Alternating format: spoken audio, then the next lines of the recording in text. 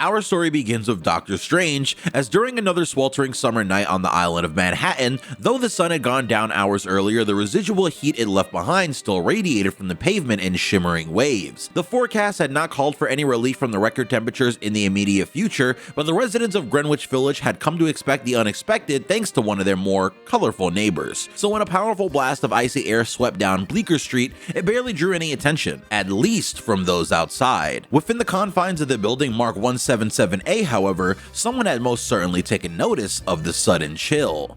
"We have a visitor," said Doctor Strange, barely looking up from the ancient tome in front of him. The Sorcerer Supreme was sitting cross-legged, floating a few feet in the air as he studied the arcane rituals within the sacred text. He paused for a moment before speaking again, this time with a slightly more commanding tone. "Wong, do get the door, please. We mustn't keep our guests waiting."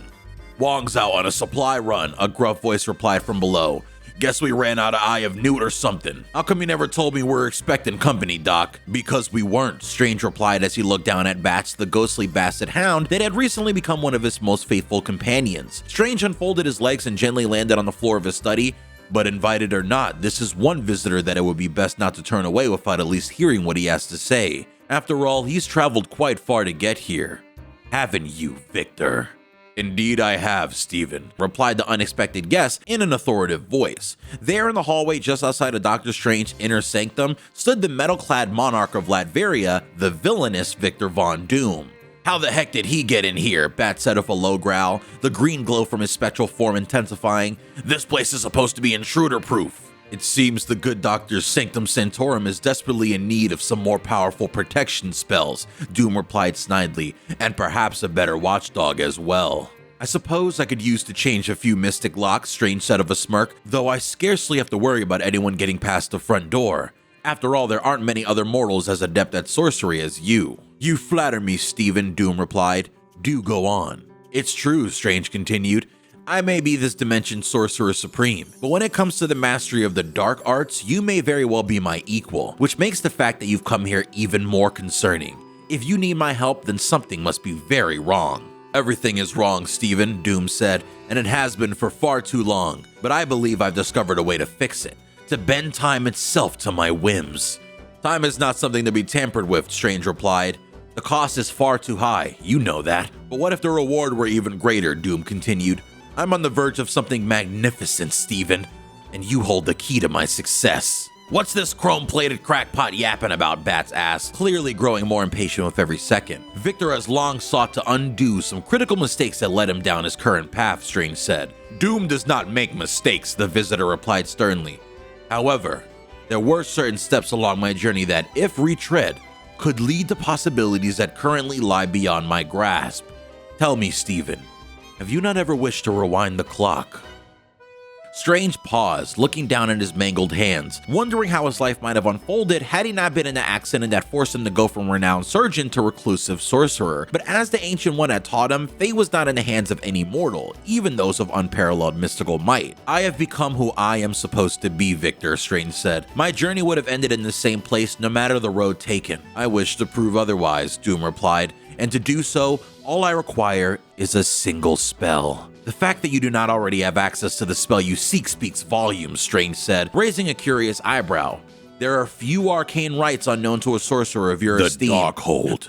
Stephen Strange shuddered at the name. The Darkhold was a cursed collection of insidious incantations said to be authored by an elder god of chaos known as Chthon. This so-called Book of Sins had a corrupting effect on those who dared to tap into its mystic malevolence. Strange had recovered this illicit text from the Dark Dimension long ago after a battle against his rival Baron Mordo, and had stored it within his Sanctum Sanctorum for safekeeping ever since. "I'm afraid that volume is off limits, old friend," Strange said resolutely.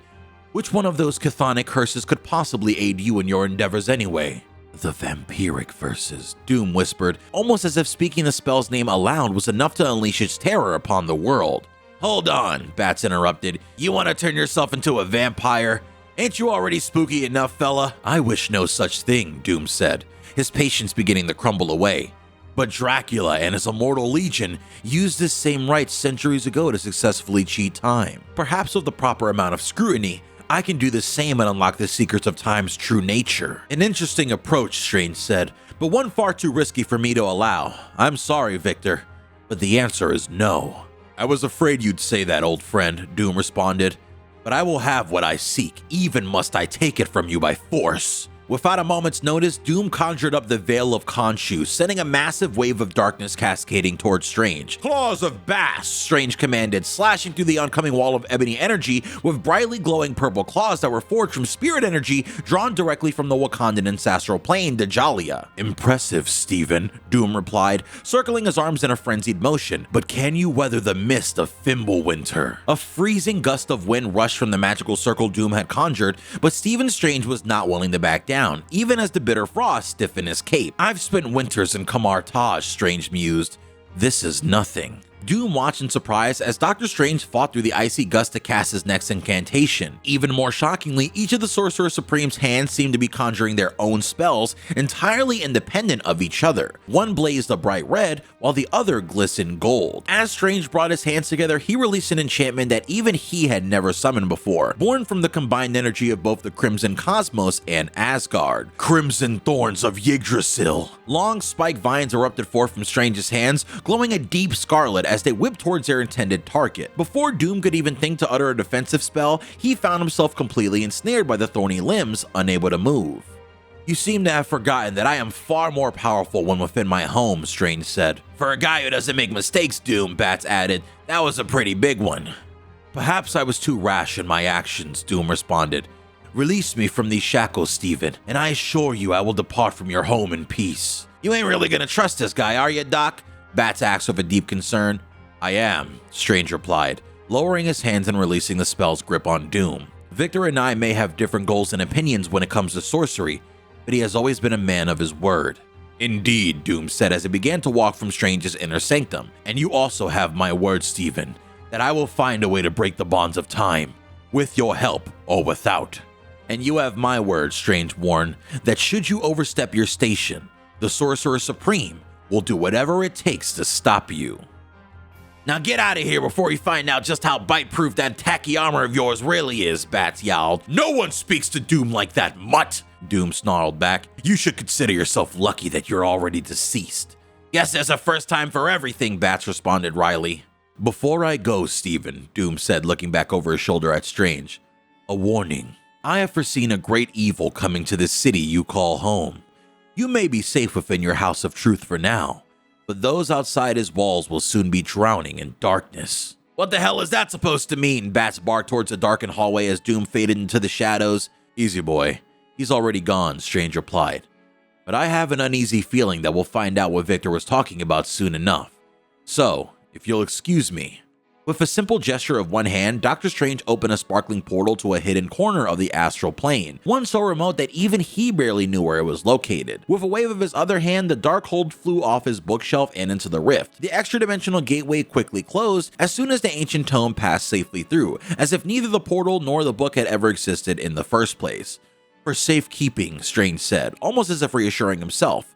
Doom will never find the Darkhold there. I just hope he's the only one looking for it, said Bats. You and I both, my friend, Strange mused, turning his attention back to the far less dangerous spellbook that he had been studying when his unexpected guest first arrived. As Bats curled up on the floor of Doctor Strange's study, the chill finally faded from Bleecker Street. Soon enough, the sun would rise and its heat would saturate the city. However, if only the residents of Manhattan had known how few days of light and warmth they had left. A few months later, Stephen Strange sat in front of a large circular window on the upper level of his Sanctum Sanctorum, sipping on a cup of herbal tea. It had been some time since Victor Von Doom had paid him a visit, but the confrontation, while brief, had not left his thoughts. He often found himself wondering if Doom would succeed in his quest to conquer time itself, and this day, Strange would finally have his answer. The following is a passage from the Book of Doom, marked December 6, 2024. As I have always suspected, no one cares about true freedom. No one save for Doom. For millennia, humanity has caged atoms and quantum fluctuations, bound celestial bodies in gravity's waves, and locked human genes at the pinnacle of evolution.